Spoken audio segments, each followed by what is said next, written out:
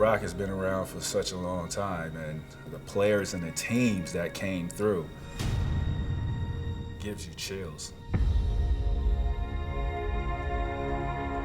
First time I watched Rockets game, I was 14 years old. It was at the final game between Rockets against the Knicks, when Dream played against Patrick. And for some reason, I cheered for Rockets.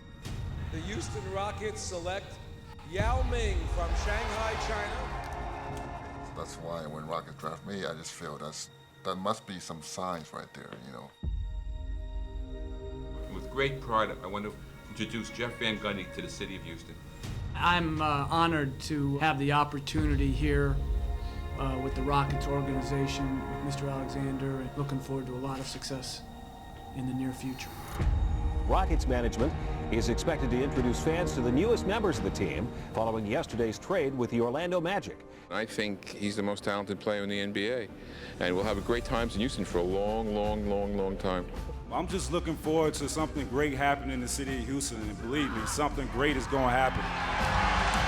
The Houston Rockets, now with the second longest winning streak in NBA history. This right here, this is what it's all about. It's almost becoming magical. And the city of Houston has fallen in love.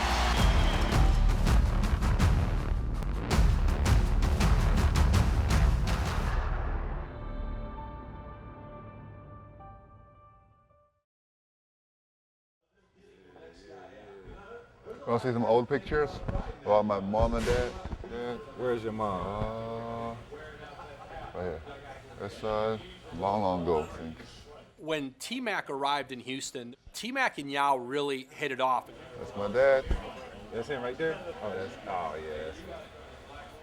From very different walks of life, from very different worlds, they're both easygoing guys, and they really meshed well. There was a sense that this was now a championship contender. The Rockets looked at those two guys together and said, okay, this is the future. Every franchise is trying to get what we now have. Tracy and Yao was as good a tandem as you could hope to coach. At that time, there was no more dynamic player than Tracy McGrady in the league. Here comes McGrady. Oh, he just sucked the gravity right out of the building. You talk about amazing players in the history of the league, he's got to be up there. He just could do everything. He was so skilled. 13 points in 33 seconds. A terrific scorer, everybody knows that. But his greatest skill was his passing and basketball IQ. He's one of the great passing forwards to ever play this game. Brady with a no-look pass to the Kimmy Mutombo. Whether it was me being a facilitator or whether, I was a scorer, it was just how the game was flowing that night, or, how my game was going to be. Brady takes it to the basket. Oh, Yao Ming slams it home. Yao is the best combination of talent and teammate you could ever hope to coach. Yao Ming left Tony the key nailed to the floor. The preparation and the commitment to everyday excellence was second to none. That was some good work right there, man. That was a good day. He put as much as you could possibly put into it each and every day. And there was incremental development. He didn't all of a sudden just one day wake up and average 27 points a game. It was from all the work that he put in. This is a paint catch followed by what we call up and under. So he's turning, fakes a shot. He goes up, he goes under, and now he's going to spin back and he's going to dunk it, which requires unbelievable footwork. Up, under, spin. Yao Ming, look at the footwork. Wow. It was interesting watching Carroll Dawson put the club together bit by bit. I'm excited about this year, and mainly this trade right here. Getting Shane Betty on this team, I think, is going to make us a much better basketball team. Brady back outside to Austin for a three. Oh, right for Austin. Rafer pushed the ball up the court, got you into the right sets, and defensively had very good lateral quickness. Chuck Hayes was a tremendous defender, and no one could back him down and score consistently against him. Dikembe was still the best rim protector, a dominant rebounder, You're not going to have a better backup than Mutombo. This was a good window in Rockets history. This is in the period of where they win 50 games plus 4 times in 5 seasons. And in that time, the Rockets really had to navigate a difficult landscape in the West. The Western Conference was a big boys conference at that time. Kobe Bryant throws it down. It was very competitive. Nowitzki fires up the 3 and hits. I mean, you had a San Antonio team that had Duncan and Ginobili and Parker and others. Utah had Darren Williams playing really well, Carlos Boozer playing well. You had a Phoenix Suns team that was certainly knocking at the door. Unbelievable play. So the West was just loaded with various teams taking turns, taking shots at each other. But you looked at this team and you go, okay, the work is done, the pieces are in place, we have 2 great players. We have a championship caliber coach in Jeff Van Gundy. One clear. And we have a bunch of supporting cast that is as good as any in the NBA. And the Rockets have the home court advantage for the first round against the Utah Jazz. Welcome to the Wild Wild West, where an 8 can beat a 1 in a 7-game series. Oh, beautiful one.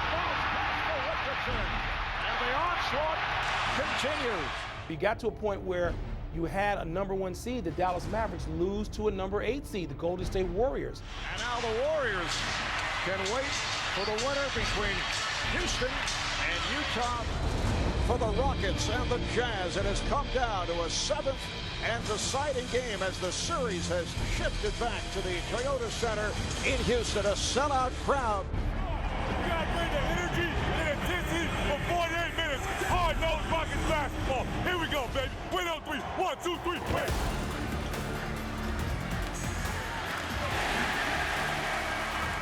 This game basically defines the season for Jeff Van Gundy and the Rockets.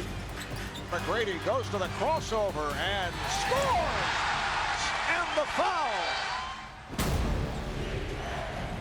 3 minutes to go, and just thinking to myself, we just need to make a couple plays, get a couple stops, and we're gonna win this game. And it came down to the Rockets couldn't get a defensive rebound. And Boozer gets it back, another opportunity for the Jazz. Okur again for 3. The Utah Jazz have won here in Houston. This team is going to go as far as I take them, and maybe I could have did more, but it didn't happen. I tried, man. I tried. That was really a team that was built to go further and would have gone further. I absolutely believe if they win Game 7 at home, the next round would have been against Golden State. I think they would have ended up in the Western Conference Finals. We knew we missed a golden opportunity to make a run. You know what? There's no shortcut. You have to put your passion into the summer workout and prepare for next season. Maybe I could have got those loose rebounds down the stretch of the game. That was kind of the fluke that changed everything, changed Rockets' history of that time. Would it be a mistake if he's not back next year? As far as I'm concerned, he's still our coach, and that's all I can give you. I don't know. Because we had such a core group that played under Jeff Van Gundy, I felt like, we needed, 1 or 2 more years with Jeff. Jeff kind of goes into a couple days of real reflection, and the Rockets need decisions. They act quickly. He's not ready to act quickly. I sit back and I do a lot of thinking every year. So to me, that's not going to be any different, this year. And when Jeff Van Gundy kind of vacillated, do I want to coach? Do I not want to coach? Well, the Rockets moved on. And by the end of the week, Leslie Alexander's interviewing Rick Adelman, and nothing was going to change it by then. Rick's going to be the coach. Jeff and I had a conversation, and he gave them the opportunity to go out and talk to people, and my name was mentioned, and he said, I told him you'd be a great candidate. And so that's how it all happened. I would never have interviewed if I didn't know that Jeff was on board with it and everything else. The biggest thing for me was that they had Yao and they had Tracy.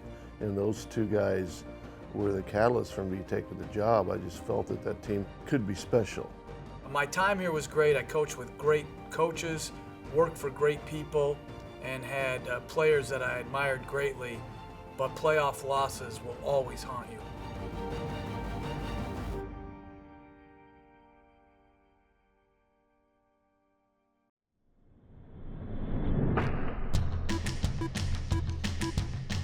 Baseball's always been the most numbers-driven game, and statistical analysis on top of statistical analysis. Les Alexander thought, you know, there may be better ways to build better mousetraps. After serving his apprenticeship, if you will, under Carroll Dawson, Daryl Morey was earmarked as the next leader of basketball operations. But Daryl comes at this from a different place. There's no sort of athletic pedigree, if you will. He was a guy whose athletic claim to fame was he was in the top 100 ping pong players in his age group when he was growing up. Daryl is small part, all these new metrics that I don't understand. The questions we tackle are the same. What gives us the best chance to win the championship this year and in the future? Gathering as much data as possible from anywhere we can get it, from overhead cameras to hand-coded things to check our assumptions and hopefully make better decisions. Future first for 25 is what I was calling it. I bet Portland would do this. Yeah. It was all new to me, and he had a lot of facts that I hadn't heard of. You know, I guess you'd call I was old school. Brooks will change our team, right? I'd move up to get Brooks. It was a tool, and if he could give us that information, then it was very beneficial. BJ right there. Daryl also combines an old-fashioned scout's trust of his eyes. This guy here? Yeah. Yes. Right. Quick, fast, shoot it. The Houston Rockets select Aaron Brooks from the University of Oregon. They did a lot of scouting. Rick was in Portland while I was playing Oregon, and he already knew what my game was. I saw him play a lot, and I felt he could really be a big part of what we were doing. It's really getting to know the player from every perspective, on the court, off the court, the medical side of it, the background side of it. Hours and hours of scouting and watching tape. And I watched Carl Landry in the NCAA tournament in New Orleans when he played. Having the opportunity to showcase my talent and craft was an amazing opportunity, and I just tried to make the best of it. And so the statistical study and the relevance of it to scouting, Daryl was a hybrid. His mindset is, give me more information. In other words, Shane Battier was the perfect Daryl Morey player. Shane, we were able to give the whole fire hose of information. Give me all the data you can. They talked about basketball in a way that no one had ever explained basketball to me before. He studies like a student studies for his finals. Game plans, tendencies, analytics. My goal was always know an opponent better than he knew himself. Kobe likes to go here, well, I'm going to cut him off there so that he has to go to his counter move. If I knew a player was 20% worse going to his left hand versus his right hand, and I made him go left every single time, but he scored points on me, which happened a lot, especially with a guy like Kobe, I was okay with it. He knew they were going to score, but he just kept at it. That's really hard to do for a player to have that attitude, but Shane did it night after night. So the marriage of the Rockets math club and Shane Battier was a really good fit. Walton to Bynum, Mutombo! Second all-time shot blocker in NBA history. Dikembe was an amazing player. He was pretty set in how he was going to play, and there's nothing wrong with that. They always tell me that he's the man with the numbers, the man with the statistics, blah, blah, blah, blah. Well, Dikembe always wanted to make sure after he blocked a shot and got the rebound that he needed to do his finger wag to the crowd. So we had an ongoing battle to get him to outlet the ball before he did we were like, you can do the finger wag after you get rid of the ball, but he liked the visual of the ball here and him tucking it, so. But do you plan on coming back next year? We will see. My options always open, either play or retire. I was like, I don't think I'm coming back, I'm done. He said, no, I need you in the locker room. Depembe for me is like a master, a teacher, teach us how to discipline ourselves, how to play in the right way, and how to set our mind to prepare for the practice all the game. 1, 2, 3. It was just tough to say no to so many close friends that I have here.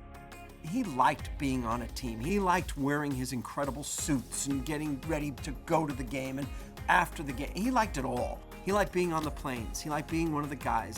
He was very tight with Yao. I look at him as my youngest brother, but he look at me as his uncle. He say I'm the same age as his father. Are you ready to start 33 games again? I don't know what I got left in my tanks, but I'm too old to be going out there and playing 37 minutes again.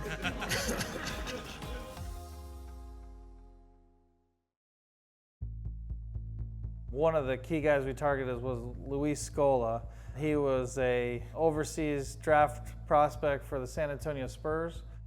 He was a big deal, and he had played on an international stage. I always dreamed about playing in the NBA. It was almost an obsession for me. He's property of the San Antonio Spurs. There's certainly some rumors going on about some other teams wanting to obtain the rights to Luis Scola. Well, the key is checking if there's any developments on Scola, because he's negotiating with the European team right now.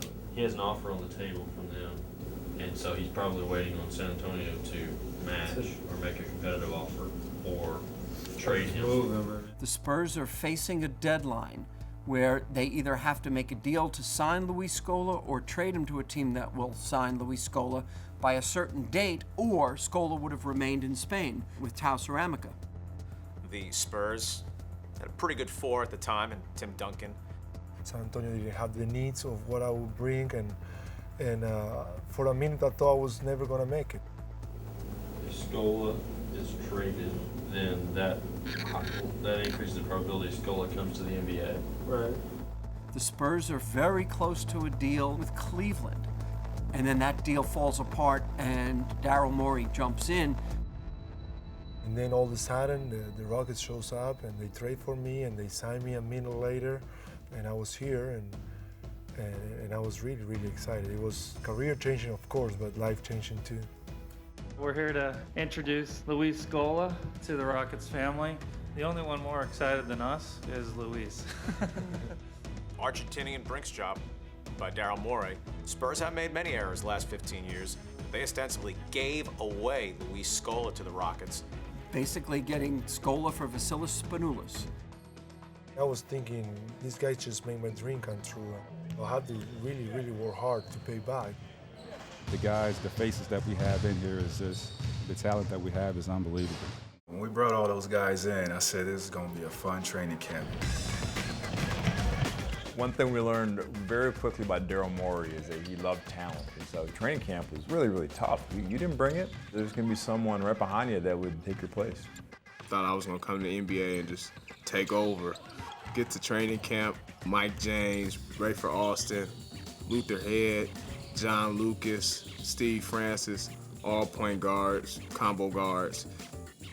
I had a pretty open mind as to who was going to play and who was not going to play, and Rayford just outplayed everybody. You know, Rayford got the job, rightfully so, because I felt like Rayford was the guy to be able to control where the ball goes. He had a great feel for the game.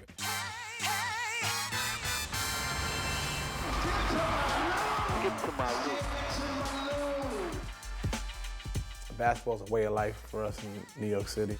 It's something that I was gravitated to since the age of 5. All up on the top, looking, want to be skipped. When I realized the NBA was a goal, I realized at a young age. That's always the ultimate dream. I really had the ability to make it that far. Skip takes it. Oh, Skip!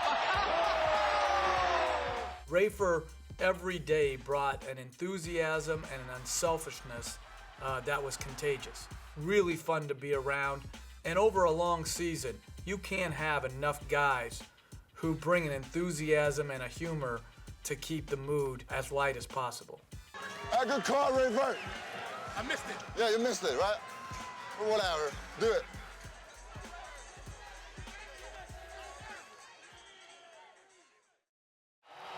Just under 25 seconds to play. What a way to finish opening night. A chance to tie or take the lead. This is Fisher for two. Oh!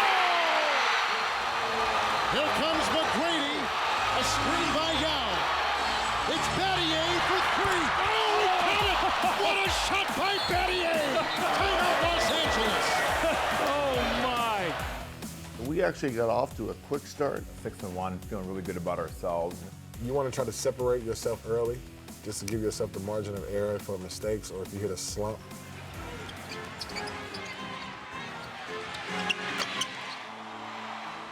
The Rockets now 6 straight losses. Granted, the schedule has been tough, maybe as tough as anybody in the league, but 6 losses now has them under 500. What's the biggest problem right now? Well, I think their defense has slipped a little bit. Rick Adelman coming on board, for all his credentials, there's inevitable transition. It's the first experience I've had with this team, so I have to find out how different guys respond. He had to deal with some challenges. When you're trying to get to know a new team, getting them to try to buy into change is not the easiest thing. I was still trying to get over not having Jeff Van Gundy around.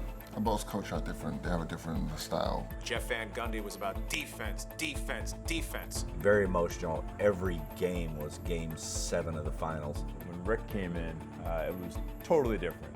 Rick was a lot more laissez-faire. We had a lot more offensive freedom. But he was reworking the offense to more of the motion game, more of the corner-driven offensive game. Now posting up again against Bonnie. Beats it to Battier. And the Rockets may be overpassing a little bit. It really took us some time to adapt to a new offensive system that Coach Adelman put in. That's an offense you just have to run. It can't be a called play and, okay, execute. I stand here and you have to be there. No, it's read, react, and move. It can't be mechanical. Well, another turnover by Houston. Memphis on a 7-0 run. And Rick Adelman needs a timeout. Don't stop here. Get to like right here. What? On that pass? Because he could have stole it, you know what I'm saying? Okay. He was ready to play somewhat, but not ready for the speed of the game. There were things defensively Luis had to get used to, especially out on the perimeter. That gave him problems. Parker in the corner, and Scola with the foul. I let him through, man. I let him through. I didn't even touch it. I did like this. I was playing, but I was struggling. The game is different, so you gotta adjust, and the rules make the game more open. So it's more challenging to defend. It's a little bit more easy to attack. And so he wasn't getting the minutes that he probably could have gotten because he was getting in foul trouble and sitting.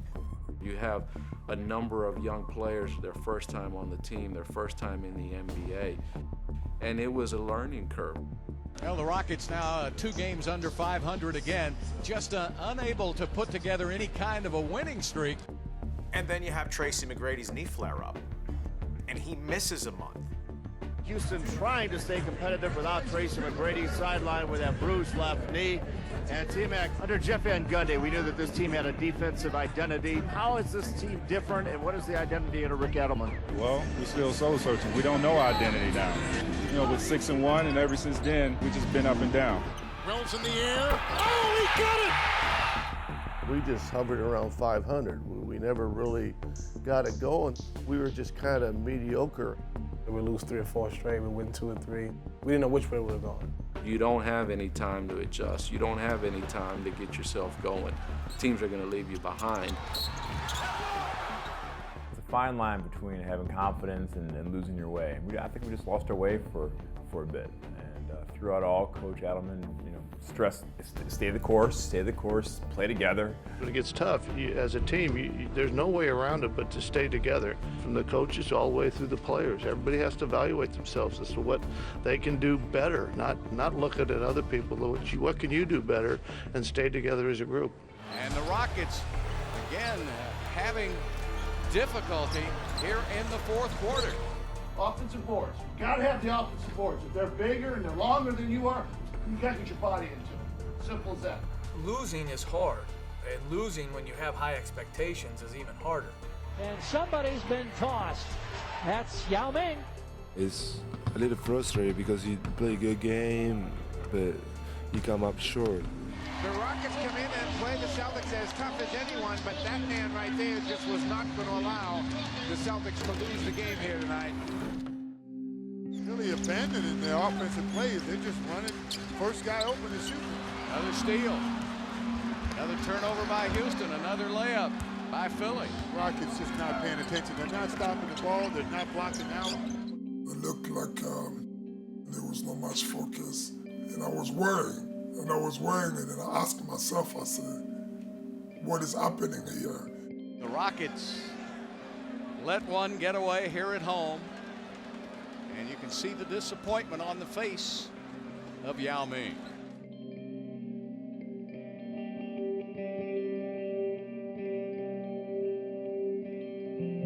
Us blowing that lead with the personnel that we had, it was just frustrating, and we had a meeting. And Yao Ming and Chuck Hayes got up and spoke.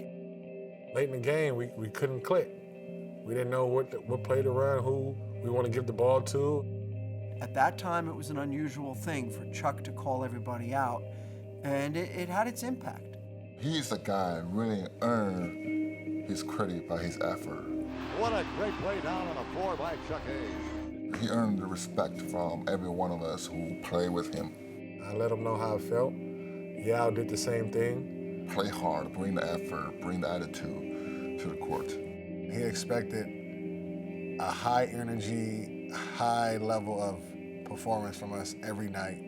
He was a man of few words. He didn't always address the team, but when he felt strongly about something, he spoke up and said his piece.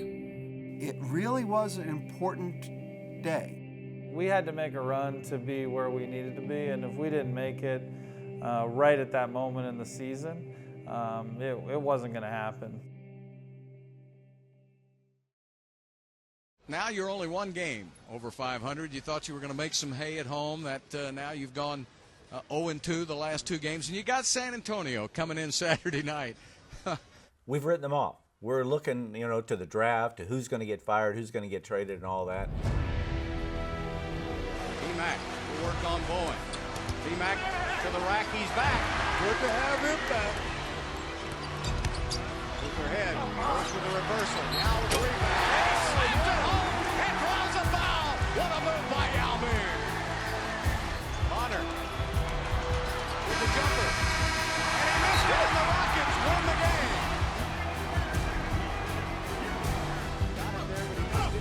Blocked by Yao. Blocked again by McGrady. Right then, I was thinking, this team's going to get going. This is a team that's turned it around. And really getting caught up to our defensive philosophies. It's all down there. You defend them, you're making tough shots on them. Rick did adjust his offense, and it took a while before they could run it without thinking. Down to Yao. Yao with a great pass to Scola. Nice pass, Yao. To the left. He could see something building. You're going to have a force there in Yao and Tracy. Knowing how to get his guys easy shots, knowing how to have guys move the ball. Because with Yao and Tracy, everybody was going to get open shots. Back outside, Wafer with a three. Got it! There it is. Rockets by 4, 19 and 3/10 seconds left. Other guys have just stepped up, and we're playing much better as a team. When you're a coach, it's got to be as good a feeling as you can have. That you're asking guys to do different things, and they're okay with it because they love being part of the team, and you also saw flashes of greatness in all of them. Look at the energy that these young kids are bringing to the game. I knew coming off the bench that whatever I could do for the team was going to be a bonus. Rockets player of the game, Carl Landry and Luis Scola, as those two rookies held the Rockets together in the fourth quarter. They trust me, they believe in me, and from that point on, I started playing better. My role was to be a spark off the bench, get T-Mac the ball, get Yao the ball. I want to make every shot tough. I want every shot to be like, man, that was a tough shot. I really had to work for it. 5 seconds, down to 4. Durant on the drive, blocked out of bounds by Hayes. I wanted to prove something. I wanted to impact the season and this team and be a part of it. We won 4 straight, and then lost. So we were playing better. We were finding our identity out. They were a better team by the end of January. January 29, 2008. They're 10th in the West. The Rockets are holding Golden State. And they win a game. Something began to click, and it became magic.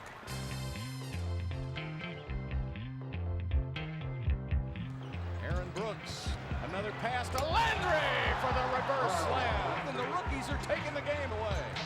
We all were playing for something. We all were playing for one another. And I think that's what gave us the edge. The camaraderie you form with that group. Guys that you just love to be around day in and day out. Tell it like it is, y'all. Tell it like it is.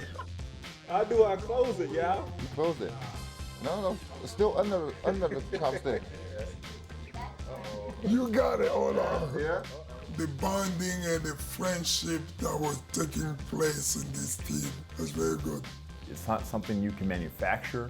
It just has to come together organically and naturally. This is really Mr. Mutombo. I think the veterans is what made it a great place, having guys like Shane Battier and Dikembe Mutombo. And as a young guy, that's the kind of team you want to be on because you learn so much. A Taco Bell? You don't get tater tots at Taco Bell. Everybody on the team got along. We were like brothers. We were together on the flights, off the floor, in the locker room. It was just a great atmosphere to be in. AB was a jokester. Carl's the same way. If I want to come over your house and I need to get in the house, Doorbell. They really united together, and it was fun to see them grow.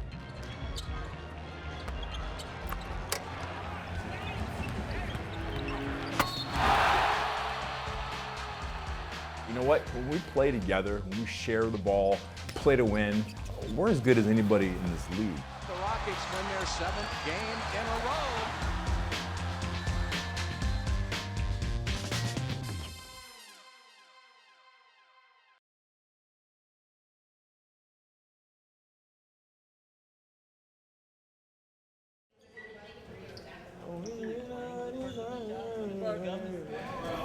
Gum this time. Yes. And it's free every single night. We don't ever pay for gum. And sometimes I even take some home. We won 7 in a row. Felt good about us turning the season around. Figured win number 8 would be one that we should get a home game against a Sacramento team that wasn't very good. Should be a nice victory to go into the All-Star break with 8 victories in a row. The Rockets led by 18 going into the fourth quarter. Artest will fire it up and hit. And Ron just goes nuts in the fourth. Pass it out and Artest steals the ball. Artest has taken this game over by himself. Puts up a long 2 and it's a 1-point game. Trying to stay with him. Artest with a fadeaway. Got it. And the Kings have taken the lead. Unbelievable collapse by the Houston Rockets. They take an 87-86 lead. So Rick Adelman says, I need a shooter out there. So Novak has checked in. I hadn't played much that game, I think maybe 5 minutes total. And it wasn't until late that I even got in. See, they're not going to leave Novak. They're not going to let him beat them. It was really a play drawn up, I think, for Tracy. Here we go. McGrady picked up by Artest. It's one-on-one right now. McGrady lost the ball, gets it back. Tracy drove. I drove the ball going to the hole. He started to go to the middle. It was really all up to him what he was going to do. And Brad Miller was guarding me, and he kind of helped a little bit too far down on T-Mac to try to stop him. And I saw Steve Novak open. He just circled behind Tracy. 6 seconds left. Passed the ball out the hand. hit him at the top of the key. And I was pretty open, and I just took a deep breath. I knew it was coming my way, and I tried to just shoot as normal a shot as I could. It's on Novak. No! Steve Novak with his only basket of the game. Oh, Steve! I was actually standing in the corner. I got down on one knee and pumped my fist. We got bailed out by big shot Steve Novak. And made his biggest shot as a Houston Rocket. Rockets beat the Kings 89-87. We can lost that one. Immediately when we got in the locker room, Chuck Hayes, he stopped everybody. We were excited, and he said, "Did anybody see what Novak was saying on the way back down the court?" And he said, "Steve, what exactly was that?" The most memorable thing from the whole thing is that after he hits it, he shouts into the camera. Plus, Steve puts on the most awkward white dude celebration in the history of celebrations, like missed high fives, bad chest bumps, tries to jump to jump into the crowd but fails because he can't jump. I think I did have the emotion of obviously hitting a big shot, but also of, wanting to be a big part of the team, and I was pumped at the time, I think. That was really all Tracy and Steve making that play happen. And to Tracy's credit, he trusted him and threw in the ball. I've always said, if this guy has any room, it was money. If you saw him in practice, there was no one beating him in the shooting drill. Nobody. These rookies, Scola and Landry and Aaron Brooks, they reminded everybody, hey, this is a pretty good life. Playing in the NBA, this is pretty good. They come in, they're so happy to be there. The enthusiasm rubs off on everyone. And Scola with a save to Luther Head. This kid never gives up on the play. I was really excited to become a starter, and I was really worried trying to keep my job and to stay in that spot. Luis was just an unbelievable basketball player. The guy you want in your foxhole who just was tough, was gritty. A lot of opponents didn't like him. And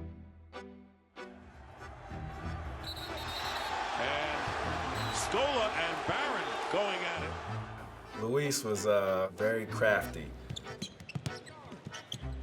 Crazy footwork on the post. He used to whip his hair around, and he had this crazy spin move that worked all the time. I wasn't going to get it back if I throw the ball to him on the post, because I just call him the black hole. His English is actually very good. He got old seasons of the show Friends on DVD, and that's how he learned a lot of his English. I like the show so much that I just grabbed a dictionary and I started watching the episodes, trying to figure out what they were saying. And the first episode took me like 2 hours, and the next episode was shorter and shorter, and I get to a point that I was speaking. So I own my English to friends. I need a beer. These guys you play with a beer. Man, this is easy. I need a beer, chips. Man, if you don't get along with Luis, then something's wrong with you. This is a key phrase. This was in a movie. Think boxing. Eye for an eye, tooth for a tooth. Think of that's snake eyes. No. Oh. This is the eye of tiger. Eye of a tiger. Okay, but who says that eye of a tiger? Okay, look. He fought Rocky. Yes.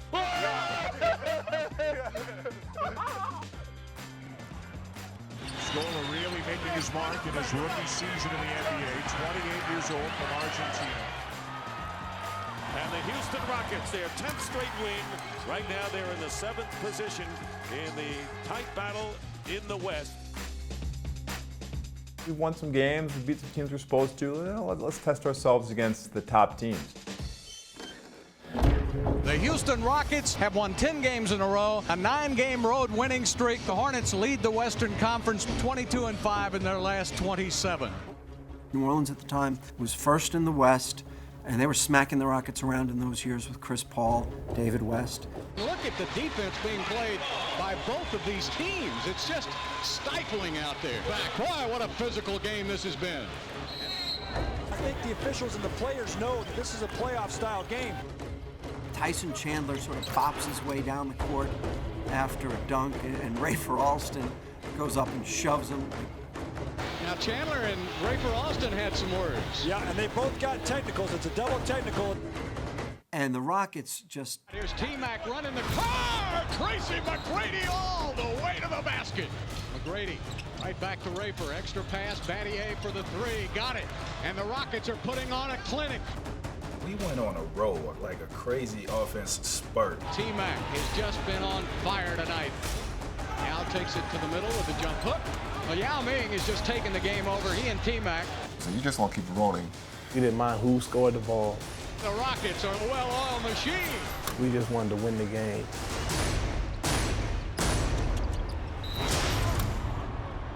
That's where we saw that it had all come together. They beat New Orleans in New Orleans by 20, And I remember being in the locker room afterwards as Shane's doing his icing and the media's kind of waiting to talk. And I looked at Shane and I just made a look like, whoa. And he said, I know. And he knew what I was thinking was, this thing is gonna go. Right about then, you realize, hey, we got something here. Playing a team like this in a back-to-back situation with the best record, yeah, we talked about making a statement. We've been playing great defense. We've been holding opponents under, 90 points.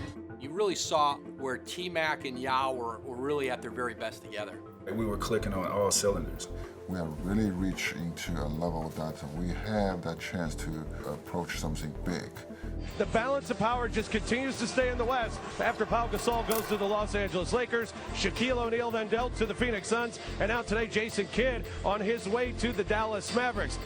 You could never stand still in that conference because somebody around you was always adding another piece. We needed to address some needs offensively. And that's when we made the Bonzi Wells trade and got Bobby Jackson. We thought Bobby would be a very good fit for the stretch run, someone we liked and Coach Adelman was very comfortable with. When you have a chance, you're familiar with a player like him, just seemed like a good fit, and hopefully that's what's going to happen. Bobby's played for Rick, so Bobby's going to fit right in. I just wanted to come in and just be myself. Bobby Jackson to the basket for 2 and 1. Because I already knew the offense, so I just stepped in and showing us some things throughout the offense that's open. It demonstrated some of the things that were available if you ran that offense right. Here's McGrady setting up Jackson for another one. Oh my goodness. Welcome to Houston, Bobby Jackson. It's good to have a guy like that backing up Rayford, who's playing outstanding this year. And I think we got it together, man. We're really playing for each other. 12 and counting for the Houston Rockets. 12-game winning streak, beat quality teams. The guys are knocking down shots. So the mood now is everybody is having fun, everybody is confident, and we all believe now.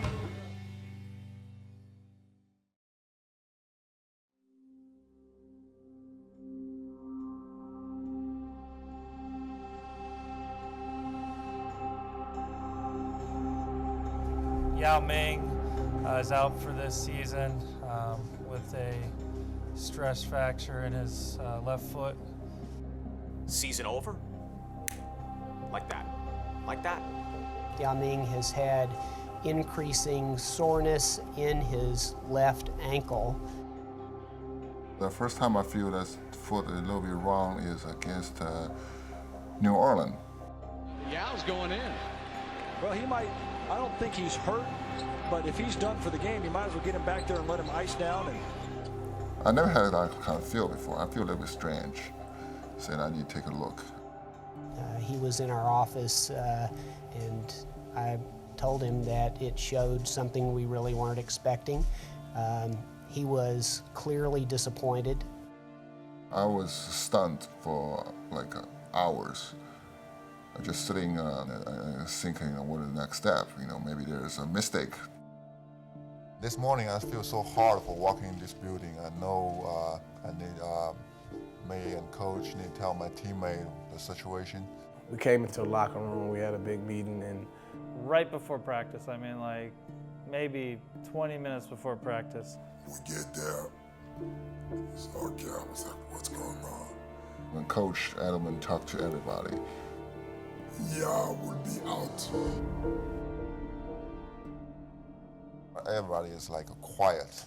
It was a real shock to our team. The spirit of the team goes down, the energy goes down. We're mostly bummed for him because we know how hard he worked, how much he put into the season, to our team, how much he cared about what our team was doing, especially winning 12 in a row. Because Yao is such an unselfish guy, he felt like he let his teammates down. His reaction was, I'm sorry. I'm sorry that I got hurt, even though no one around here could have even thought of a way to blame him. So you have that side of the devastation for Yao, and then, oh yeah. The games of the 29 Olympiad in 2008 are awarded to the city of Beijing. Part of Motherland China's whole plan in exporting Yao to the NBA, letting him develop against the world's best, was to lead China in the Olympic Games summer of 2008 in Beijing. And Yao pretty much knew, I have to get healthy and play in those Olympic Games. They told him it was an 8 to 11 month rehab process. Well, the Olympics were in August. And there was definitely a countdown of, okay, what is the time frame? Can he be back? It's just a terrible sequence of events for China and for the Rockets. It's a pretty big swing from a high to a low. There was no thought that they could be real significant without Yao. I don't see how they make the playoffs. I just don't. The Houston Rockets were the hottest team in basketball. It's over.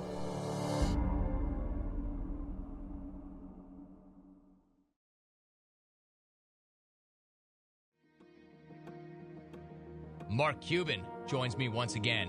Hey, Mark, what about, I don't know if you saw the story, but Yao Ming is going to miss the rest of the season. He's got a stress fracture with his foot. What? Get your reaction to that? Yeah, he's out for the rest of the year. Yao is out for the rest of the year? Yes. Oh, my goodness. Rarely is there a night when something other than the game is the big story, but unfortunately tonight, that is one of those cases. Yao Ming will not play the rest of this season. Do you really have enough to, I mean, this is what we're thinking at the time. Do you really have enough on your team to pick up what Yao brings to our team?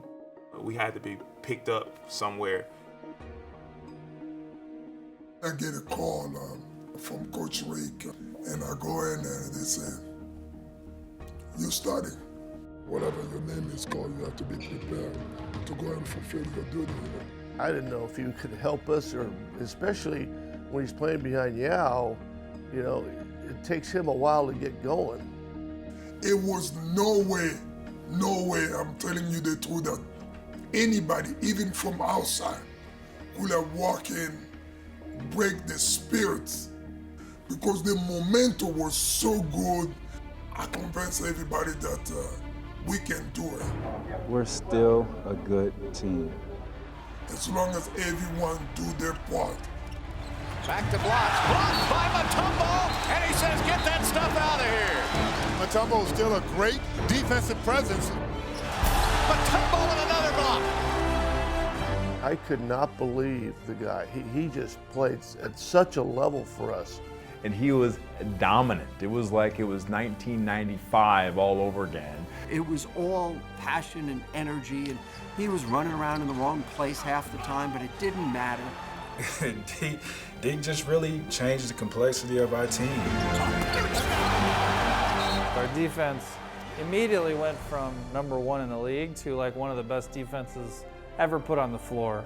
The Wizards have managed only 18 points, and we're less than a minute from halftime. T-Mac to the rack. And we're so fortunate that we have Dikembe there. It really set a tone for the game and for the rest of the team. To ask Dikembe to step in for Yao Ming and play that well was remarkable.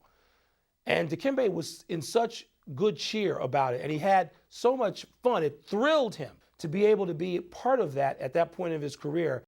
The spirit that Dikembe plays with and brings to the gym every day really reignited that team. Every player in the locker room was doing a Dikembe Mutombo impersonation. Good morning, good morning, good morning. Come here, Rook. Let me talk to you, Rook. Just ref the game. Don't worry about us. Don't worry about us. Just ref the game, ref. Luis Escola, my friend from Argentina. Hey, my brother. You know you got to help Yao. Don't bring that stuff in here at all. Dikembe, he's the greatest. He's the greatest. He's the absolute greatest. He changed how our team approached games every night. The Rockets just started routinely destroying people. I ain't no superhero when my money's down to zero, but my heart is big as decks for Game to game, it was like, we got another one, and all of a sudden it was in the teens, and I think that was when it kind of hit us, like, wow, we haven't lost in a month. T-Mac into the middle, pick the pass and put it up in air. In the corner, takes it to the basket, leaves it long. He said, get that stuff out of here. Everything was falling just in the right place. And you're blowing teams out with Tracy McGrady having great games. It was just like waking up in the morning and going to work and every light is green, and your coffee's good, and everything is just going your way. It's a snowball taking on more heft, just careening down the mountain. Ranger, steal, wait for Austin, all the way to the basket, skip the balloon. We were winning by double digits every game, and you could just see the confidence in our team just keep growing. It was almost like going to a park and you knowing you're the best player at the park. Who's in our way? It doesn't matter who we're playing, doesn't matter where we're playing. We knew we were going to win. Rockets looking to make it 17 straight wins. Oh, the lob to McGrady, thrown by Alston. Are you guys surprised at what you're doing right now? 17 in a row? No, not at all. We all believe, man. When you got a roster full of guys that really believe in themselves, great chemistry amongst the team, and we go out and play extremely hard every night, I'm not surprised. I told them last night, I think I told you guys after the game, you're 3 games out of the #1 seed and 2 games out of the 9th seed. I mean, that's what it is, and so you better win games. Every night we won a game. We had to come in the next day and practice like we didn't even win a game. But we were still in the middle of the pack, so it was like if we lose, we drop down to 7. Winning 50 games didn't guarantee you a first-round series. You look at the standings in the Western Conference, they shift on a nightly basis. Well, I think it's safe to say that after winning 5 straight, Suns are on a roll. San Antonio won 11 in a row, Houston 17 in a row, you guys 12 out of 13. Have you ever seen the Western Conference this tough before? No, never. No, I've never seen it like this before. I mean, it's it says a lot when a team wins 17 straight games and it's still in the 5th seed. That's just how competitive it was and how close it was from 1 to 9 in the West. That was the motivation, was try to get in the playoffs. Back and forth we've gone. 2 teams trying to claw their way in to the playoffs in the Western Conference in the tightest race we have ever seen in this conference. We joke all the time that we're in the NCAA tournament. Every game's a 1-game tournament. Because you could have a bad week and a half and go from 2nd or 3rd to 7th or 9th. Phoenix drops to 6th in the West. Phoenix and Dallas are 6 and 7. Wow. In Yao Ming's absence, Tracy McGrady has upped his level of play tremendously. Tracy was in the middle of everything they did, and he was ready for that. And he wanted the team on his shoulders. Brady for the basket for 2. More was asked of him. When Yao went out, obviously he had to distribute and he had to score more and he had to do a little bit more of everything. Rockets with their biggest lead of the game. 5 points. Alley. Oh, Tracy McGrady was terrific. He was dominating the games. At that time frame, he played the best basketball of anybody that I've seen. He was so good. He was making everyone around him better. T-Mac drops it off to Hayes. Another assist for Tracy McGrady. All the way down the court to Luther Head. What a great pass that was. McGrady from the deep. Oh! And the Rockets are red hot. When I made that shot, I knew we was going to win that game. It's for the Rockets, their 18th win in a row, and they move to number 3 in the Western Conference. Unbelievable stuff. 19 straight for the Rockets, who continue their spectacular run. Nothing is quite surreal as the 19-game winning streak that the Houston Rockets are on right now. They've done it a lot with defense, and it's just unbelievable. It's the most unbelievable thing I think I've seen in a long, long time. Jerry Lucas penetrates, gives to Jackson. Chamberlain blocks it. When you look at teams that have the historic streaks, and we can go all the way back to the 1972 Lakers. Slam dunk, Wilt Chamberlain. The Lakers streak of 33, mind-numbing. They had a loaded team. Chamberlain, West, and Jim McMillan, and Gail Gurgis. And then on the Bucks team that won 20 in a row. Up and in. He's fouled. Alcindor dunked it. You had a young Lou Alcindor, and you had Oscar Robertson, some of the most celebrated players in history. Those teams you just kept expecting to win. They won world championships. We didn't With the Rockets, amazingly, it was, will they keep winning? How do they keep doing this? You look up and down that roster, and you have to think, how are they doing this? How are they doing this? How are they doing this? Right. Everybody thought the Rockets were going to lose every night. They weren't all the greatest players of their generation. Especially with Yao out, we weren't expected to do that. We're pretty much role players, besides Tracy McGrady. We couldn't explain it, and so we didn't try to explain it. We just enjoyed it. Let's play hard, play smart, play together. Let's go, 1 on 3. 1, 2, 3, wait. And the Hawks are running 4 on 2. Lob to Josh Smith, and he throws it down. A 10-point lead. Well, they didn't think we were that good. They didn't see how we were able to win 19 in a row. Grind out game.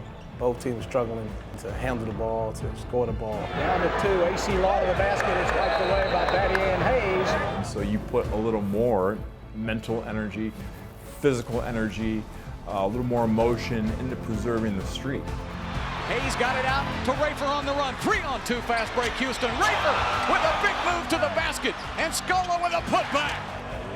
I've been around the NBA a long time, and there are a bunch of great players that in the last minutes, they don't want the ball.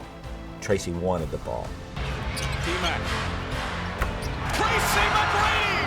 Oh, with a big-time 3! And look at the excitement on the Houston Rockets bench. How sweet it is! 20 in a row, Gino! Oh, baby! 20, man, 20 in a row!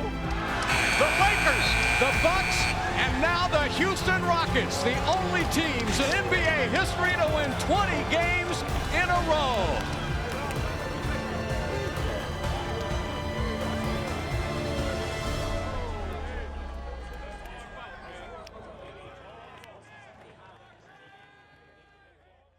I was just really happy. You could see the guys it really means something, to get this and just keep not only the streak going, but just keep moving in the right direction.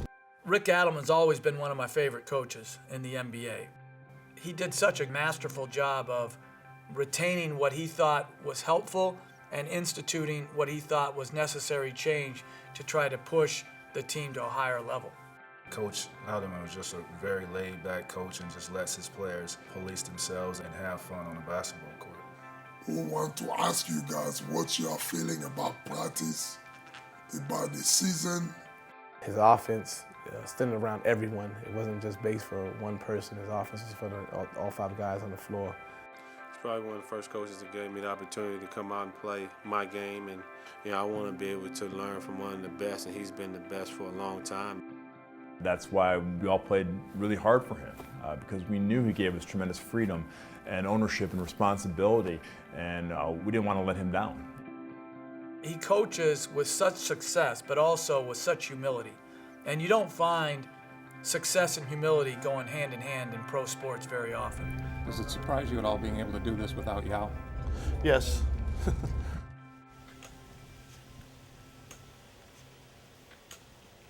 I traveled around the United States and with a couple of doctors get advice and decide that's going to have a surgery. Yeah, it is swollen. Huh? Swollen is fine. Yeah. No pain. That would be swollen. When we started running, anything will be swollen anyway. The incisions look good though. It's all healed up pretty much. Yeah. Yeah, it looks good. In the meantime, we search a plan to how to stay in the shape, how to get even just a day ahead of a schedule. Ready? Go. Full sprint, full sprint. He had way more pressure from the national team to get back and play. The regular rehab time that he needed, I think he needed more rest at the time, but the Yao Ming in demand was so much at that time. We just cannot miss this. We cannot miss this. This is my duty right here for my country. He will be the face of the Olympics, regardless of Kobe Bryant and LeBron James, all those guys. Yao Ming will be the face of that. And if he can't participate in that, that is a huge loss. Obviously, I'm not happy with the situation I have right now. Cannot play because of the injury. I'm proud for my teammate, everyone. Hopefully, we get another 20 streak next season so I can taste what it's like.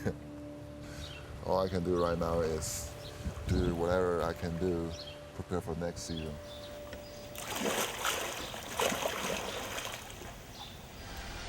Hi, everybody. I'm Bill us here again tonight as the Rockets try to make a little more NBA history. They'll be going for number 21 in a row. Richardson ties it up with a three. They're not going away. Carl Landry, could you use his inside play right now? Oh, right away, because he comes in producing.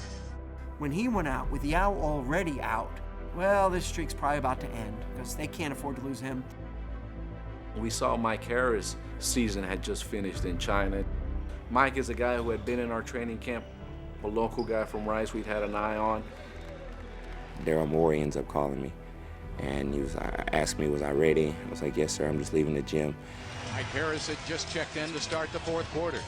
Stepping out there on the court that first game against Charlotte, I was aware of the situation, but I never really completely played in the NBA games. Harris again, missed it. McGrady grabs me and he's like, hey man, relax, just play, shoot the ball. Muhammad on him, and Mike Harris with a flush. And after that, I just realized, hey, I'm a part of this team, I'm a part of this family. Mike Harris takes it inside. Who else hasn't made a dramatic contribution during this streak? Hey, Mike Harris, just rescued from playing pro ball in China. Mike Harris finished it off. And when he got his opportunity, man, did he shine. We were throwing him the ball on the block, and he was going to work like he was a king. McGrady, Battier inside. Harris puts it up. And we could plug in and play anybody into the lineup, and they would do amazing things. Listen to the applause for Mike Harris. It was an unforgettable moment. It was one of those things, words can't really express how truly grateful I was.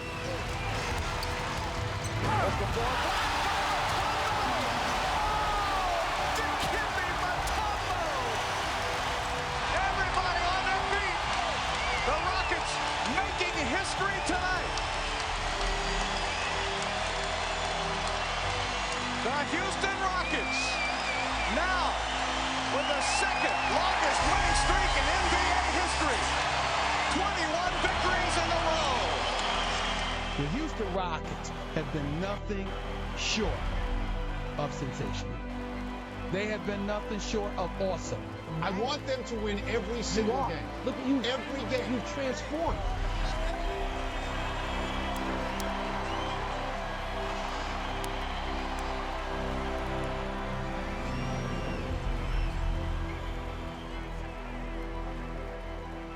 I think the fans appreciate what we give to them, and we did appreciate what they gave to us. Yeah, how does it feel? 21 straight.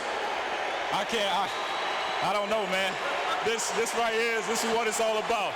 Our fans making this kind of noise. We putting this type of effort on this court. This is unbelievable. And well, the Rockets own this city, lock, stock, and barrel. There are not many times that a pro sports franchise has a city in the palm of its hand. The Rockets, since January the 29th, have moved from number 10 to number 2 in the Western Conference. And here come the Lakers. The Los Angeles Lakers visit the Houston Rockets this Sunday. I might fly out to Houston just to see that game. That should be in every home in America this weekend. There was a lot of build-up to that game, a lot of national attention. Sunday game of the week on ABC. Everyone's here. Jeff back in the arena that day. Because, you got the Lakers. Wherever they go, it's a show on the road, because you got Kobe Bryant. The streak is the story here in Houston. Kobe will be jacked up for this game without a doubt.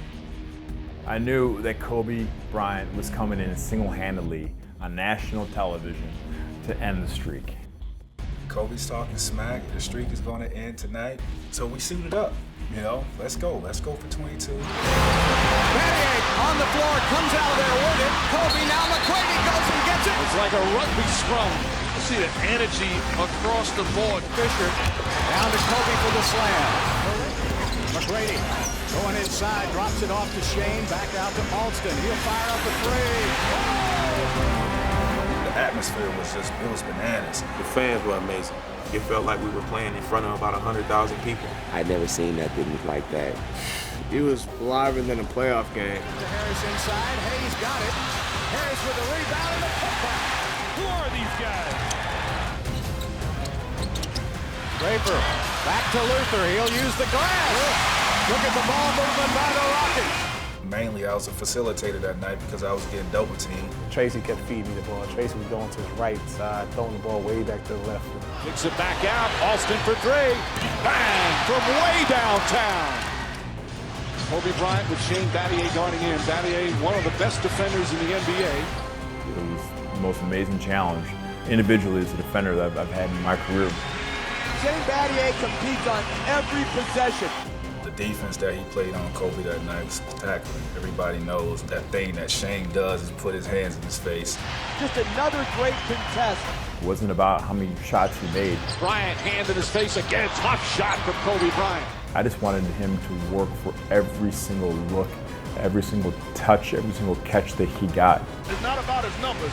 He is in the right place every single trip. Bryant, tough shot, falling away. And that ends the first half, and a standing ovation for the streaking Rockets. The Rockets are at their best when they're shooting really well from outside. How do you slow that down? I tell the guys not to worry about threes. They start to fade as the game carries on. They're going to come out. They're going to be very aggressive this half.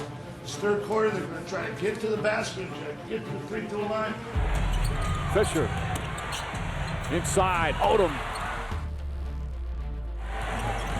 Bryant, nice move. The Lakers very quickly right back in the game. Somewhere along the line, we were going to crack. Rockets struggling right now here in the third. Fisher knocks down the three. 12-0 run to start the period.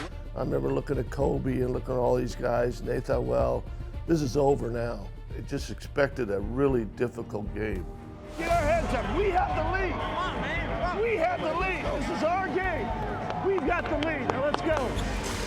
Rafer, set, hits, finally. Rafer Austin gets the Rockets on the board in the third. Rafer Austin, what can I say? He was shooting from all over the place. Rafer, set, hits. Austin another three.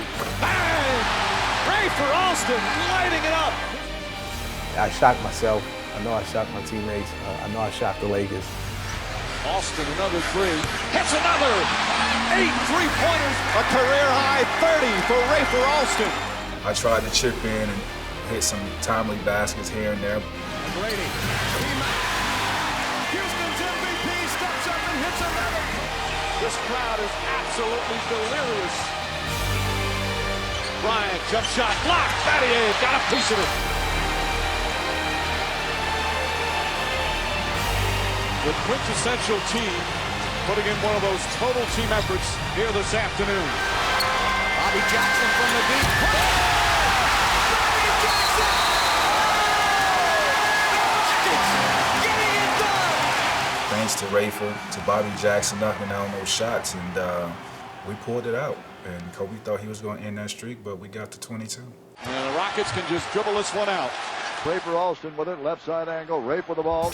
I was trying to take the shot clock down, but he was pressuring me. I had a little fun, little playground moment. This is Skip to Malou time, 22 straight, and you're having a heck of an afternoon. He wanted to bring Skip to Malou out, and him and Sasha Vujacic got in a little scuffle. Rafer getting in the face of Vujacic, yeah. Rick Allen walk all the way up. And Rick Allen comes out and tells him, now, hey, be cool. He went a little skip to my Lou, and then he lost his mind.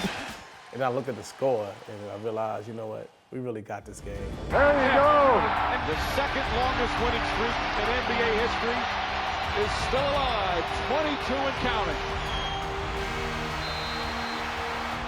With tonight's win, your Houston Rockets are in first place in the Western Conference. It just shows you, through chemistry, hard work, and passion, how much you can accomplish in this league. For us to be in 10th and go to first place was unbelievable. That's really difficult to do, and I think you got to give that group so much credit. After that game, I was exhausted. So I'd given everything I could to guard one of the greatest players of all time in a game I knew he really, really, really, really wanted. There aren't many regular season NBA games in your life that you remember for years and years, but that's one of them. Those are games you as a kid, you're in the park by yourself and you're just acting like you're one of those NBA guys and you're making all these shots. It's a dream come true. They played really well, but it wasn't, wild celebration locker room. They were proud. When that big spotlight came to them, they showed how they had done it.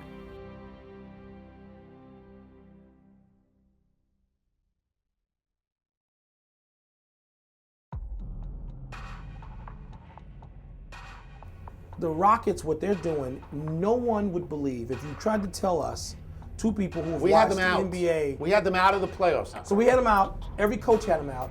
And now they're in first place with 22 in a row. If somebody had said to us that the Houston Rockets, in the middle of the greatest 9-team horse race in modern NBA times, would lead the horse race even for a day, we would say, get out, you're a moron. I've been in the NBA since 1984, and the Rocket streak is the second best thing I've ever seen. I consider when the Bulls won 70 games, I was like, wow, there's no NBA team can win 70 games. But to win 20 games, obviously they won 22. This is remarkable, and I'm going to enjoy it. Doug, what's the atmosphere like in Houston right now? Oh, it's crazy. I think it harkens back, and I think Kenny can appreciate when they won back-to-back championships here, Ernie. This city is alive for this team, and this team right now is the toast of the town. Does it bode well for Boston that they've only lost 4 times to the West? The KG, to Sam's going to take it. Got it! We just had a big win in San Antonio the night before. It was on for back-to-back game. Eddie House, when we got on the plane, he says, hey, we're going to go mess with Texas this whole trip. Coming to that game, we wanted the opportunity to break the streak. It's the #1 team in the Eastern Conference, the Boston Celtics, against the #1 team in the Western Conference, the Houston Rockets. A playoff-like atmosphere in Houston tonight. The place was abuzz. I mean, they had this long winning streak. We felt like we were the best team in NBA. Well, we already got it started here. Rafer Alston and Rajon Rondo. I guess you could say this is going to be a heated game here tonight. T-Mac, he'll pull it up just inside the three-point line. Barnett trying to pull his way in, and he does. What made them great was their defense. Best defense that I faced probably in my career that night. The speed they had, the length they had, they were just rotating. Look at all the green jerseys, 3 of them around him. That leaves Scola wide open. Double screen for Pierce, banks it in a 3, and we're tied at 40. #1, we got to slow down, all right? Great energy out there. Doc Rivers just told us, hey guys, they are a good basketball team, but we're going to attack them, attack them, attack them, attack them. Rondo back the other way for 2. Perkins a screen, Pierce the 3. And Cassell, and now the Celtics are starting to pour it on. When the dam bursts, sometimes it just completely bursts. Pierce sets up Perkins for the reverse. Boy, did the Celtics put the beat down on him. Garnett takes it in high and comes down hard. The big ticket. The timeout in the fourth quarter, you knew. It wasn't happening. We had nothing left in the tank at that point. The excitement went too high. We lost a little bit of grip on what we were trying to accomplish. I think the emotion of the Laker game, finally getting to first place, it all finally caught up with us. And Boston was really, really good. Beat them in Houston, I think, was special for our guys. I thought it reinforced to us just how good we were. You do realize how difficult it is trying to squeeze out just one NBA win. I'll tell you, the fans here really showing their appreciation at the last timeout on their feet. They've won 22 consecutive games, second all-time in the history of the NBA, and they are given a standing O as they go to the locker room. Definitely nothing for us to hang our head because we accomplished something unbelievable.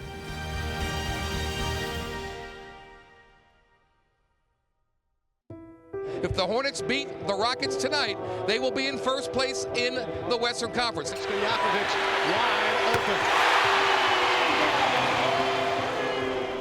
You knew that there were no easy games, especially on the road in the West. Nash Oh, man, that's a killer. That's the way it was. If you had a bad week, you're out of there. You're going to drop a few places in the pecking order. The Golden State Warriors went 48-34 and didn't make the playoffs. Denver won 50 and was the 8th seed. The Western Conference was a brutal battle royal that season. They are definitely loud, and we are ready for Game 6. Those Utah teams are really good. It's tough to play in Salt Lake City. And you either get it done or you don't. Houston led by McGrady, trying to hang in. McGrady basically wore out in that Game 6, and that was it. You know, he was pretty much done, and they were done.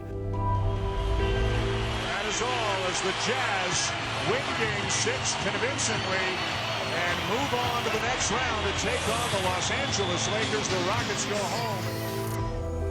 I know Tracy and Rick Allen and those guys were terribly disappointed. But I think when they look back on it, they had been part of something magical. It's disappointing not to win the first round and not be playing, but, you know, like I said after the season, I was really proud of the team, the way they performed.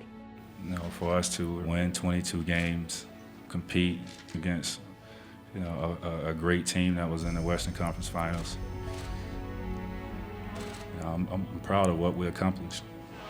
And the Hornets take this series from the Dallas Mavericks. This is Heartbreak Hotel for the Phoenix Suns once again. And the Jazz season comes to an end. The Lakers are headed to the NBA Finals. The Rockets capped their winning streak against the eventual Western Conference champion. It took the eventual NBA champion to end the streak. The Boston Celtics are NBA champions once again. I think that Yao, Tracy McGrady era will always be, in this modern NBA, one of the great what-ifs. What if they had stayed healthy? What if they had been able to play in their primes for a series of years together? There's no question they would have been in the championship mix. We very rarely have had the two of them healthy. The team has such potential. Again, you get all those injuries, and you're playing the Lakers in the second round. Lobs it in. Puts it in at the buzzer. They still find a way to take it to 7 games against the team that would win the championship. Are we embarrassed? No, we're not embarrassed. No, Houston played a great game. You give them some credit, I mean, for real. That was kind of what that era would become, where they can't close out Game 7 at home and then never being the team they could have been again. It's almost like reading a book and then tearing out the last chapter. You never got to see, could they have done it?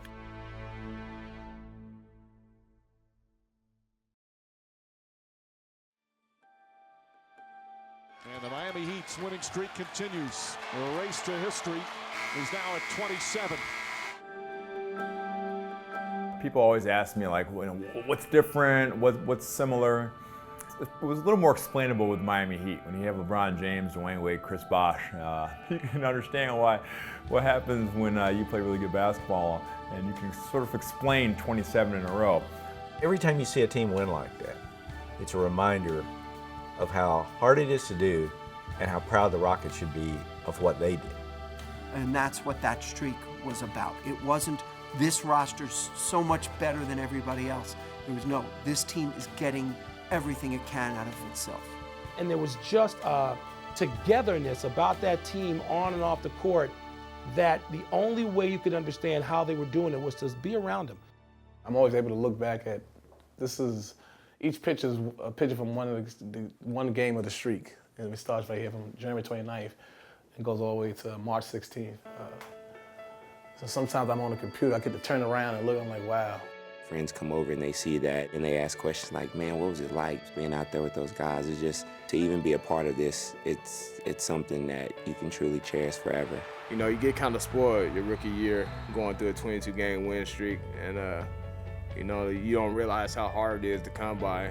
Nothing's like winning 22 games straight in the NBA, where you play against some of the best athletes in the world, some of the best coaches and teams. I'm so proud of that streak because it was an amazing team effort. Rafer had a game there, and then Bobby Jackson had a game there. Mike Harris had a game here. Everybody kind of had their touch on that streak, and I think that was what was really cool about it. And that's what it makes me proud. You know, somebody would say, hey, remember when the Rockets won 22 games in a row?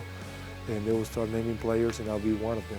And I think it's now when you really have a good sense of what it really meant. What better place we'd rather play basketball at that time than having it in the Toyota Center where our fans was just at their best, man. And the city was buzzing. Everywhere you went, you know, everybody was just proud of what we did. That team really was special. And you look back on it and you just say, boy, that was really something. That's the best team I ever had because that's such a great achievement for us. We fight for that. We fight for it. The stories, the guys, the camaraderie you build, the relationships you build, man, something we'll talk about forever. It's about just believing in ourselves. There was something was burning inside of us that was keeping us going. That win streak and at that time just has a special place in my heart, and I won't forget those moments that I shared with those guys.